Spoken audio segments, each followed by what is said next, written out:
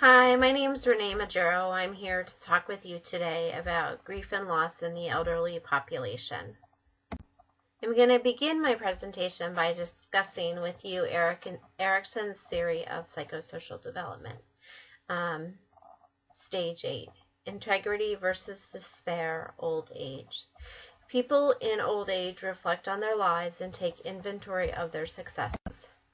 They resolve their crises if they are satisfied with what they have accomplished and have a sense of well-being and peace. Unresolved crises are people who are not satisfied. They have a sense of despair, and they are mourning the loss of opportunities. There's many different definitions of grief and bereavement. I've picked three. The definition of grief is deep and poignant distress caused by or as if by bereavement, also a cause of such suffering. The definition of bereavement is an objective condition of having experienced a significant loss. The definition of complicated grief is a person who cannot accept the death and instead is experiencing disbelief and preoccupation with the deceased. There are 5 stages of grieving that are outlined by Elisabeth Kubler-Ross. The first stage is denial. The person has believed that their loved one has passed away, but they're expecting to hear from them again, either in a phone call or returning home from work at the end of the day. Anger. A person's anger can be directed at the person who has died or at themselves because they could not prevent the death of the loved one. There's points in times where they are bargaining and they're doing the what ifs and if only mindset, where they feel they could control or prevent the death of the loved one. Depression.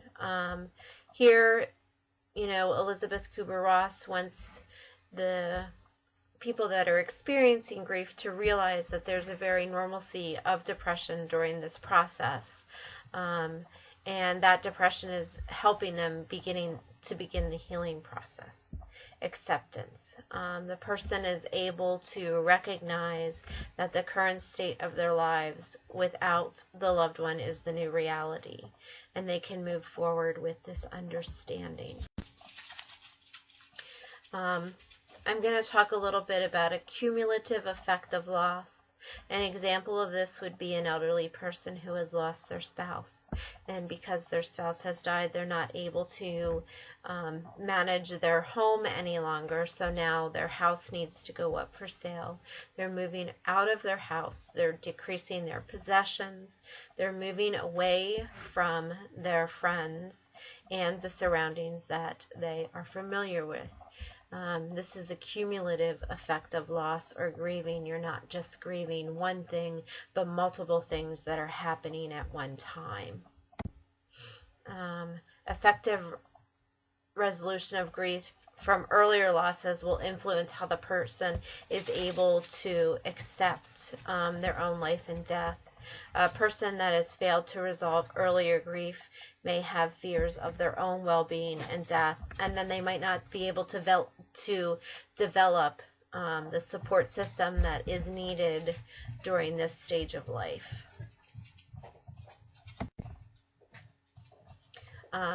The next thing is how a person has defined or interpreted loss.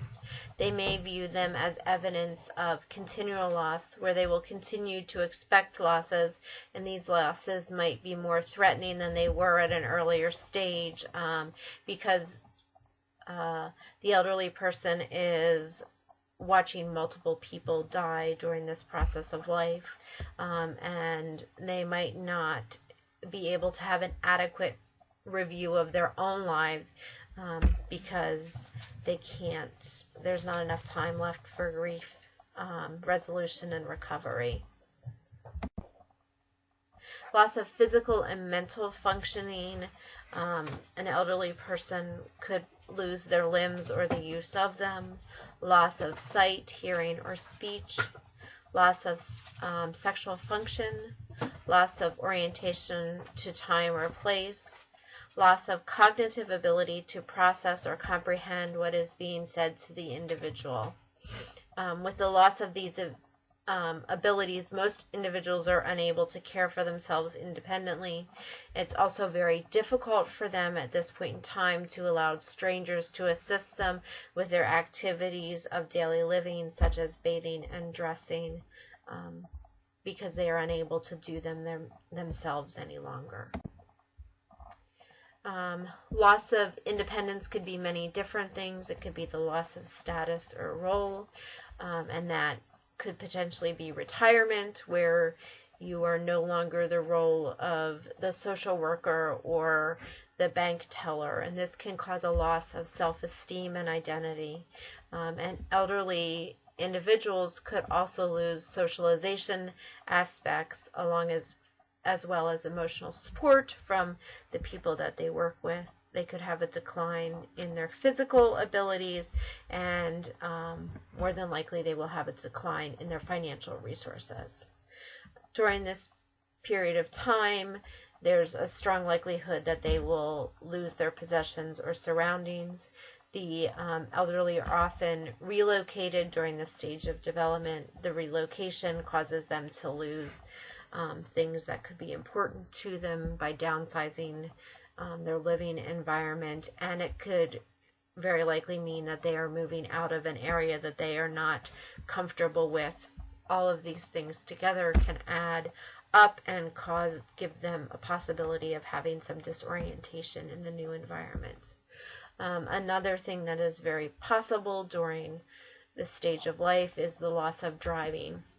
There's been a study that's been done that with driving cessation, the elderly have a decrease in social interaction, worsening health status, and an increased likelihood of entering into a nursing home. Loss of significant relationships. There are many types of significant losses. One of them is divorce, and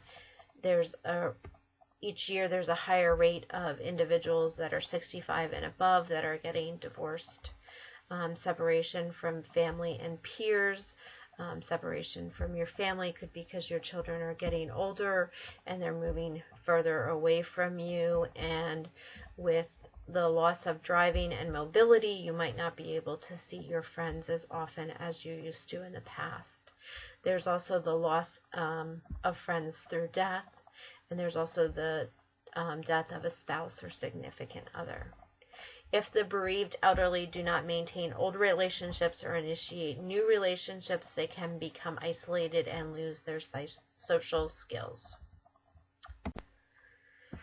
I did a case study. I actually interviewed my mother-in-law. She is a 90-year-old widow who has lost her husband and one of her 3 sons. She lives alone in a 1-story home. She's been able to manage her independence with assistance from her family and private duty caregivers once a week. She is able to manage her own activities of daily living and ambulates without a device in her house.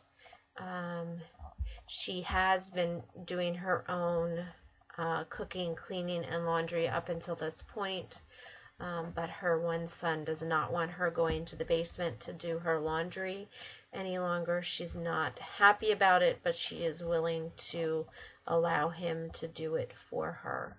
She manages her own medications.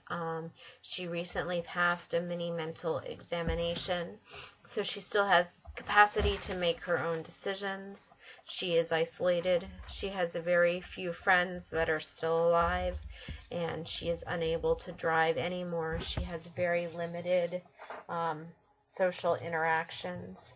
She wants to remain in her own home, though there have been discussions of other options. She is not willing to consider any of those options at this point in time. The next slide is the interview that I did with her to allow her to discuss where she feels that she's at this point.